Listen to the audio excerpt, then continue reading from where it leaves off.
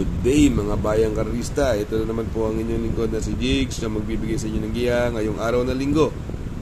Simulan na po natin. Race number 1. Distance is 1400 meter race at dito may 10 kalahok. First choice ko po rito yung bumaba ng laban, numero 9, Desirable. Ito gamay ni Jackie Pamboy Ponce ito. Nakakalaban to sila Don Pedro. Matagal na nagbakasyon. Tingin ko malaki panalo to dito. Second choice ko naman po rito yung numero 1, Tanging Ikaw. Binigay kay Jackie JB Pilitro. Medyo mas buenas yung hinete. Tingin ko may panalo po to. At kung maglalagay po ako ng pandeado rito, yung numero G, Statler Story sa kay King Flores. Susunod lang to kay Osampon. Ito magdadala ng unahan. Pero may mga kalot siya. Nandiyan si Prince Arman at saka si Success of Times. Kaya dito sa race number 1, first choice numero 9, Desirable. Second choice, numero 1, Tanging Ikaw. Third choice sa pandeado, numero G, Statler Story.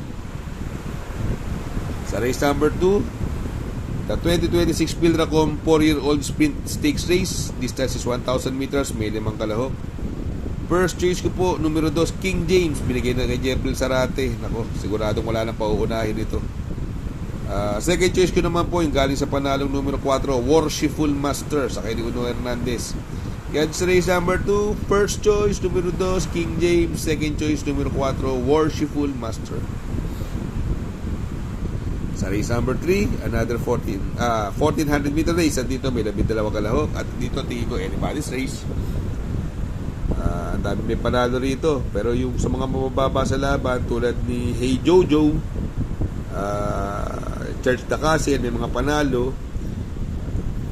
Tingin ko yung ako medyo nahirapan ako dito sa karera ito. Pero first choice ko po, numero 5, Hey Jojo. Ito subok na sa laban to. Nakakalaban sila Madam Mayhem. Medyo mas malalakas. Second choice ko naman po dito yung numero 9, Trump Peter sa kay ni Noel Lunar. Ito gamit Noel Lunar to. Kung maglalagay po ako ng pandeado rito, ito kursonada ko lang kasi tinitingnan ko yung karera, parang walang ibang matulin eh. Yung numero 12, Angelic Boom sa kay ni Uno Hernandez. Kaya sa race number 3, first choice numero 5, Hey Jojo. Second choice numero 9, Trump Peter. Third choice sa pandeado, numero 12, Angelic Boom. Sa race number 4, another 1400 meters, may 6 na kalahok. Ito, mukhang lamang na lamang sa akin to. Although maraming mabilis. Andyan si Moderna, comeback stronger. Kaya lang, puro mga halos himatayin naman yung mga kasunod. Para sa akin po, sosolohin ko na to. Numero 4, Moon Racer. Sa race number 5, dito, Milya Carrera, 1600 meters, may 5 kalahok. First choice ko po, numero 5, Calculus, sa kay ni Jan Alvin Busi. Ito tingin ko magdadala ng unahan. Mukhang wala nang papoporma ito dito. Alam naman natin mga nakakalaban to, sila Morally. Second choice ko naman po, yung numero 3, Nananana Bubu, sa kay ni Mark Alvarez. Ito tingin ko mahigpit na makakalaban. Kaya dito sa race number 5, first choice, numero 5, Calculus. Second choice, numero 3, Nananana Bubu.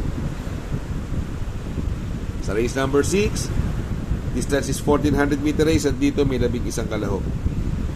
First choice ko po rito yung numero 2, Petit Fusi sa ni Jackie J.A. Pastoral. Nako, diado. Pampermero ko, diado. Pasensya na mga bossing, pero yan talaga tingong napupusuan ko dyan. Mukhang para sa akin mananalo doon diado yung Petit Fusi. Ang magdadala ng unahan dito, The Best of My Love. Pero kaya sundan ni Petit Fusi yan. Lakas naman maglakad ni The Best of My Love. May sariling meta. Second choice ko naman po yung numero 7, si Border Force sa ni Jackie Miles Bakal Pilapil. Diko, yan ang mahigpit na makakalaban. Another imported horse. At Diko, yan ang yung Make No Mistake, parang kaya tumakbo sa putik eh. Ilang takbo na to na hindi maganda. Kaya dito sa race number 7, first choice numero 2, Petit Pussy. Second choice numero 7, Border Force. Sa race number 7, 1 mile lang karera, at dito full gate po tayo. Dito may dalawa sakit yung 4. Ang galing kasi ng tinakbo na karaan ni Baobab pero 0 po itong nakaraan lakas na nilabanan sila Serpent Fountain Pero ako, para sa akin po ito hindi lang nauna Pero tingin ko malaking panalo to. Talking horse kay Patty to. Numero 3, Great Barrier Reef. Ito pag nauna, tingin ko wala na papopormahin to. Yung pwedeng lumutya sa kanya, greatest moment. Ang layo ng panggagalingan, labas na labas pa.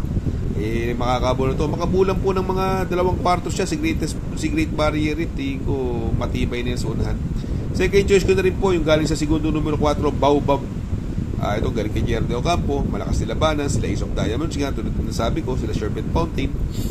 Ang nanalo doon si Every 4 Years. Segundo si Speedrunner.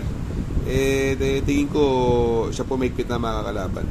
Kaya sa race number 7, first choice numero 3, Great Barrier Reef. Second choice numero 4, Baobab. Sa race number 8, sa penultimate race, another mile race. At dito may 5 kalahok. First choice ko po yung galing sa panalong Every 4 Years. Ito napaka-impresibo ng panalo. Lakas na tinalo po nito. Sa tingin ko lamang no. Pero maglalagay po ako ng second choice kasi ito napupunto rin naman. Pareho na, hindi nang maganda labas sa aparato nito Numero 1 is Sky Warrior. Baka sakali lang, pero yung mga nagtitipid, pwede na suluhin yan. Numero 5, Every 4 Years. Kaya sa race number 8, first choice numero 5, Every 4 Years. Second choice numero 1 is Sky Warrior. Sa race number 9, sa last and final race, distance is 1400 meters at may 11 kalahok. Ito naman, grabe naman binaba ng laban na ito. The King's Charm, no? Numero 8. Sakay ni Onyok Garcia. Ito, ang grupo nito, nag-sweepstakes to. Ang galing ng mga nilabanan.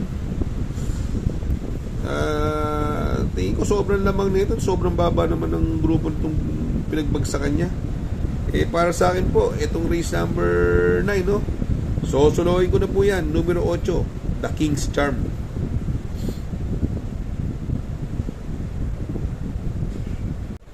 Mega shoutout kay Sir Rico Riodica. Mega shoutout po. Shoutout nga pala kay Sir Pax ng Barkadahan OTV. Located po siya sa 1139 New Antipolo Street, Corner Vargas. Malapit lang po sa Abad Santos, yung bagong ginawang tulay. Very convenient and attentive po ang mga tao. Pwede po kayong mag-EB at party while betting on racing.